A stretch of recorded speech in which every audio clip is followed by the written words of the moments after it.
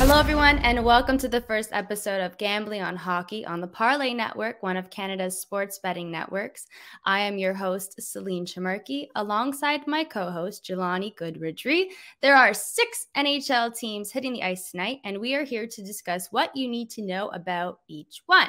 So the first one, the Leafs and the Capitals. So the Toronto Maple Leafs and the Washington Capitals will square off tonight in Washington. Washington opens a 3-game homestand after a 2-1 loss against Philly Saturday. Now the Leafs, on the other hand, are looking to continue their win streak after playing a very risky game against Detroit this weekend. Okay, so it looks like Peter Mrazek will be the starter in net for the Buds, which is fair. I mean, after Campbell allowed 3 goals on 7 shots in the third period before Mrazek placed him Saturday night against Detroit. So I'm assuming your thoughts are going to be good about this call. Yeah, I looked at the last game and I wasn't too impressed with what I saw from Campbell. Obviously, if you're a Leafs fan, I'm not, but if you are a Leafs fan, you're looking at the goaltending right now and you're saying to yourself, what is going on here, right? Because it's serious now, right? The season's serious and you're moving towards looking at the playoff picture and things of that nature. We're obviously past the All-Star break. We're looking at the trade deadline and all that sort of thing. So when you're trying to talk about playoff positioning and things of that nature, you want to have, your team be comfortable in terms of your goaltending. And that's something that the Leafs just haven't had right now. So I was expecting for Mrazek to get the start tonight. And, it's justified, right? Jack, I mean, he has to be better, right? He just has to be better. He hasn't been. And even, Keefe, he came out and said he does have to play better. And you're looking at the fact that, the score was 7-2. He comes out and allows certain goals and gets the Wings back in the game in terms of that 10-7 football game we saw the other day, football score. But yeah, when I'm looking at this team, Jack Campbell specifically, look, he has to be better, right? And Mrazek, I mean, he's not necessarily a better option, but that's the option that the Leafs have to go in tonight. There's just no confidence right now with what Toronto has in terms of goaltending. And again, the season's getting more serious. So we'll see what happens with Toronto as we move forward. It's funny because when everybody talks about that game on Saturday, they just keep going, oh my God, the Leafs had 10 goals. It's like, yeah, okay. 10 goals, cool. Like you're setting a franchise. It hasn't been a 10-goal game since in the middle 2000s. Yeah, so it's been quite a while. And I mean, yeah, okay, freak out all you want, but did they forget how it got to 10 goals? I'm like, we have to backtrack here. So I'm with you on that. Mrazek should be the starter in net. I mean, maybe Campbell even had a bad game. I mean, you got to think about it like that as well. But the thing is with the Leafs, I've said this so many times because we've seen this so many times. They are prone to do this. Like they do this every time. If they are 8-2, 7-2, whatever the score is, if they're up like 5 goals, they get too comfortable and they just drop it. It's like, okay, we're going to win this game. Easy, breezy, beautiful. We're going to do it. And then look what happens. So, I mean, it's on the Leafs players as well when it comes to keeping their confidence going and not backing down and not just giving up like that. So Mrazek and net, hopefully the Leafs don't get too comfortable if they're up against Washington. But I mean, it's Washington, so who really knows if that's even going to happen because the Capitals are a stronger team. One last question I want to just ask about the Leafs. So John Tavares, he hasn't scored a goal since January 29th. I mean, he's the captain of the Leafs. So do you think he'll get the monkey off his back and get one in the net? I don't think so. I don't think it will be tonight, but I understand that, obviously he's a good player and all that sort of thing. So I think the cold streak will end at some point. I'm just not looking at it tonight. I'm looking at the fact, though, he is the captain. We all know that he's making $11 million. So you do expect him to, provide more in that area. But honestly, he's been fine, right? He's had 48 points in 51 games played. He's still on pace, on track to score 28 times this year and hit the 78-point mark, according to advanced metrics. So he'll be fine. I think that this, tonight, the Capitals, obviously, they pose a bigger threat than certain teams that the Leafs have played recently. But yeah, I think it's going to be soon, just not tonight. That's fair. I mean, there's around 30 games left this season. Right. So Tavares, he's not a bad player. He'll get the monkey off his back. And whether it's tonight, maybe, hopefully, you never know. But I don't know. Playing against the Capitals, it's kind of hard. But I mean, given the game on Saturday, he should have the motivation to score a goal. I mean, 10 Right. goals? Like, come on. So now speaking of the Washington Capitals, the Capitals are 3-4 since the NHL All-Star break. So now they're kind of struggling a little bit. So why do you think the Capitals are struggling this much as of late? Yeah, they're playing a bit weird as of late. They obviously have, 65 points. They're Mm-hmm. fourth in their division. So they're going to have to get some W's because when Yeah. you're looking at the Hurricanes, you're looking at the Penguins, the Mm-hmm. Rangers, all those teams, they have 71, 74, 78 points respectively. So if you're the Caps, you want to keep pace, right? So they're going to have to look, though, at their recent struggles at home. They've actually struggled at home as of late. They're 0-5 in their last Mm-hmm. 5 at home. But I'm looking, just like we spoke about the Leafs, it's the goaltending, right? The problem here I see with them is just a lack of consistency in Washington. And we're looking at Samsonov. We're looking at the fact that Vanacek, he's now conditioning on loan with Hershey. So we'll see what happens with all that. But in terms of just their goaltending, it's been subpar as of late. And Samsonov specifically, subpar in terms of his save percentage, right? Being at 904. I just look at tonight playing the Leafs, a team that can score goals. I don't know what's going to happen with the Capitals in that area. I know that the Capitals will manage to, make things happen offensively. I believe that. You're obviously talking about Ovechkin, who's definitely, been one of the better players this year. Mm-hmm. And, they have a Kuznetsov who's doing well in terms of assists this season. So, yeah, their offense is fine, in my opinion. But it's really the goaltending that I'm looking at as we go down the stretch. And you just made a very valid point. The Leafs are a scoring team, and especially when it comes to the power play. They're first in the power play. And on their first line, there's Nylander, Tavares, Marner, Matthews, Riley. That's dangerous for the Capitals. So that's something that the Capitals need to not have happen. They cannot afford to give up penalties at all. But like you were saying, the Capitals are a strong team, especially when it comes offensively. And I believe that there's still, like I was mentioning, there's still quite a few games, and the Capitals have it in them to turn things around. Right. Now, if you want to bet on this game, the money line for Washington, it's plus 115, and for Toronto is minus 135. So it's up to you what you want to do with that. We're giving you the insight here on the parlay. In the next game, so Vancouver Canucks and the New Jersey Devils. So the Vancouver Canucks are looking to grab their first victory over the New Jersey Devils since 2014 tonight in Newark. Yeah, I know, right? The Devils have lost 5 straight home games, so it's looking very promising for the Canucks, who are 5-1 in their last 6 games. So a big topic for tonight. You got Quinn Hughes and Jack Hughes. So we got the brothers who are going to be squaring off against each other. What brother will be a bigger factor in the game? Yeah, we obviously know, Quinn Hughes is nice, but I'm going to go with Jack. I think Jack Hughes is going to pose more of a threat tonight. He's obviously producing more than a point per game on the year. And his last 11 games, he's had 6 goals. He's been playing some good hockey as of late. And he's had a minimum of 2 goals in his last 3. You're looking at Tampa Bay, Pittsburgh, Chicago, those games, he managed to put the puck in the net. So I'm looking at Jack Hughes tonight, especially if the Devils want to win this game. Couldn't agree with you even more on that one. Yeah, Jack Hughes, last 5 games, 11 points. And I mean, for Quinn Hughes, too, he's been pretty well. Last 5 games has been 5 points. But I'm going to go with Jack with you on this one as well. Good and choice. Now, yeah, A, right? I love how I just said A. We're Canadian when we say A, aren't we? Parlay. The parlay, eh? Yeah, exactly. Hopefully people have caught on to that. Hopefully. I know, right? So one more question regarding this. So the Vancouver Canucks, now the trade deadline is fast approaching. Now, do you think that Vancouver will be a seller at the deadline, or do you think they will keep their players and make acquisitions to make a stronger push when it comes to the playoffs?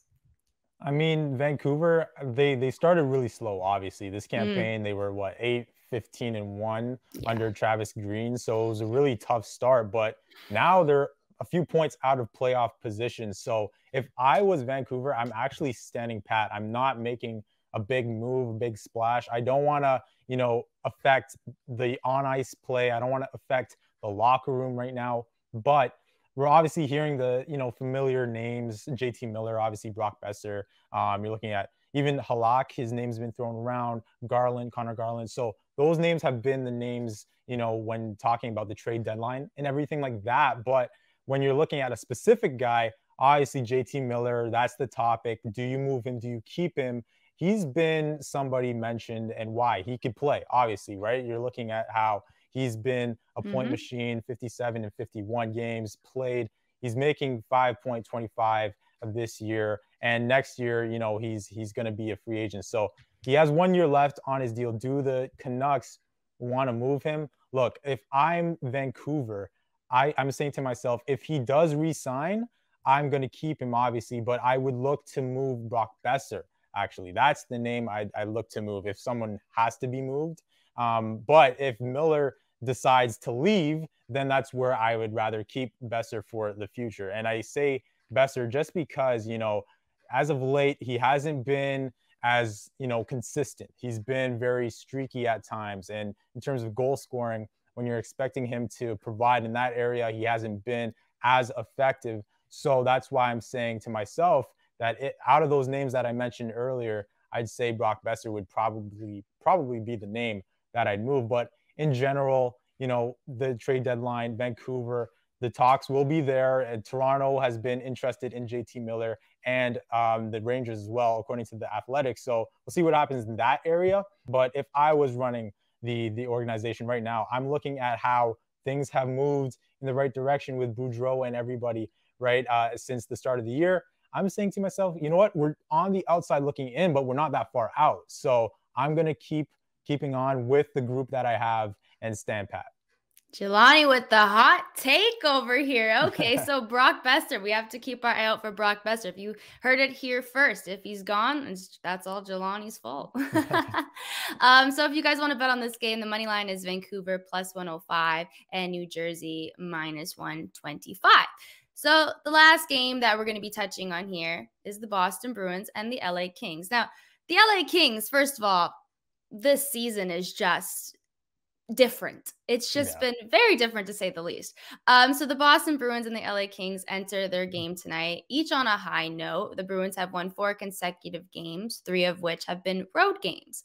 The Kings have a 5-game winning streak under their belt and have won 7 of their last 8 to move into second place in the Pacific Division. So let's just talk about the Kings first. So this is a completely different season that we've seen in the past. I mean, they did not qualify for the playoffs for the last 3 years, and they haven't finished top 10 in the league since 2015-16. So do you see them making a stretch far into the playoffs, or do you think round 1 they're going to get booted out? It's going to be tough. I think they could make the playoffs via a wild card spot. I don't see them making a deep run whatsoever. I just don't think they're in that position over certain teams in the conference. But, at the start of the season, they were an afterthought. A lot of people, including myself, thought they'd be like, 6th or 7th in the division. But they've managed to play some good hockey to the point where they are in the mix, right? I think it ends in their division with it being Vegas, Calgary.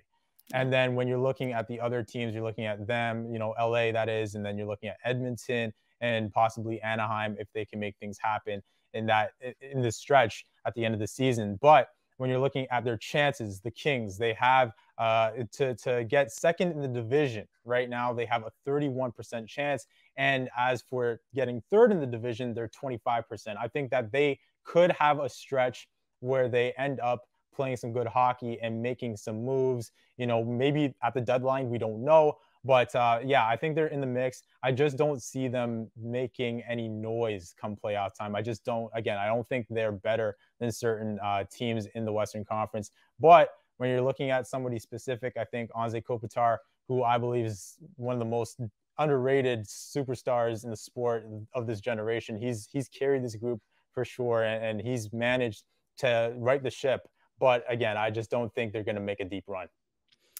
You have a very fair point there. There's so many solid teams in the Western Conference. You got Colorado, St. Louis, Minnesota, Vegas. There's Right. Calgary. There's so many solid teams. And if the LA Kings were to, let's just say everything was the way it was right now and the playoffs started tomorrow. So you have Vegas and you have the LA Kings. Now Vegas, 4 seasons already. They've been in the league for 4 years. And every year so far, they've made the playoffs and they've made pushes in the playoffs. I mean, we saw when they first entered the league, they went to the Stanley Cup final. Like, Crazy. Who would have thought that? I mean, if you put your money down on that, you definitely would have made big bucks. Yes, definitely did make a lot. But Vegas is a really strong team. So, I mean, right now, looking at playoff wise, I don't know if the standings were to just go into the playoffs now. Probably not. But I don't really see, like you were saying, the LA Kings going further along in the playoffs, especially with the opponents that they would have to verse now and solid teams like we were saying. But, I mean, you never know. Hockey's hockey. And, I mean, like I was saying, Vegas, who would have thought? So, I mean, you never know. Maybe the LA Kings 2022 Stanley Cup champions? Like, I don't know. Ooh, I wouldn't go that far. I don't know. I know. Neither would I. But I mean, you never know. So going to the Boston Bruins. Now, their power play has been a bit off lately. In their last game against the Sharks, they were 0 for 3 on the power play. And over the last 8 games, they are just 1 for 25%. Do you think, I mean, Boston's a solid damn team with solid players on. I keep saying solid because it's the best way to describe it. But do you think that they're going to turn things around, or do you think they'll be stuck in this kind of rut for a while? Yeah, no, I think they can turn it around. And you pointed it out. They have a solid group. Yeah. You're looking at all the names that are on their line, their first unit. Just look at Pasternak. You're looking at a Bergeron, obviously Marchand, McAvoy, these guys, Hall. So they have a strong first unit. And then guys in the second unit, like DeBrusk and Craig Smith, can make things happen for you in the second unit. I do see, how things have stalled as of late, because it seems at times they actually generate better opportunities on the shorthand rather than on the power play, which is kind of weird. But that's just as of late. But when you're looking at the entirety of the year, they've been in the top 10 in the power play. Right, they're top 10 in terms of power play goals per game, and they're top 10 in terms of power play percentage-wise. So both of them being in the 8th spot. So I think that Boston, they're having a period where they're struggling. But as we get serious in this season, as things pick up, and you need wins and you need goals, I think that Boston will find a way to get out of this little drama that they have with their power play. I think that when you're looking at the better teams in the league in terms of power play, yes, as of late, Boston has struggled. But if you're having a conversation about the better teams in terms of that area in hockey, I gotta say Boston is up there, right? So they'll manage to get out of this, and we might even see it tonight against LA. We might see them get back on track. Especially with having, like you were saying, Brad Marchand back because he was suspended for a while. That's a big force on the ice for the Boston Bruins. And that's not somebody that you want to be messing around with. I mean, he might be licking you. Do we all remember that whole scenario there with Brad Marchand? But nevertheless, Boston Bruins, they always snap back out of it. And I mean, they've always been a big problem when it comes to the Leafs as well. And so we've gotten to see, well, maybe not you because you're not a Leafs fan, but we've gotten to see firsthand at how well the Boston Bruins are. And I mean, yes, it could have been a couple seasons back, but they're still a solid team. And yes, they have veterans, but they still perform and they still produce. So the Boston Bruins are definitely going to snap this power play slump and get back at it. All right. Yeah, we agree. We agree. So the money line for that one, if you want to take LA, it's plus 105. And for Boston, it's minus 125. Well, thank you guys for listening to the first episode of Gambling on Hockey on the Parlay Network, Canada's sports betting network. I am your host, Celine Trimarchi, alongside my co-host, Jelani Goodridge-Reid. We hope you guys enjoy the games tonight, and you heard it here first. Put the money down on the games that you want to bet on, and you might come out as a winner tonight. All right, we'll see what happens tonight. We'll see if the Leafs can get yet another win. Let's hope it's not a score like we saw in Detroit, but it's going to be interesting to see that one. And obviously the Canucks Devils, we have the brother matchup. The Hughes family is definitely watching that one. And the Bruins and Kings, we'll see what happens with the Bruins. Obviously with Marchand coming back, it's going to be intriguing to see.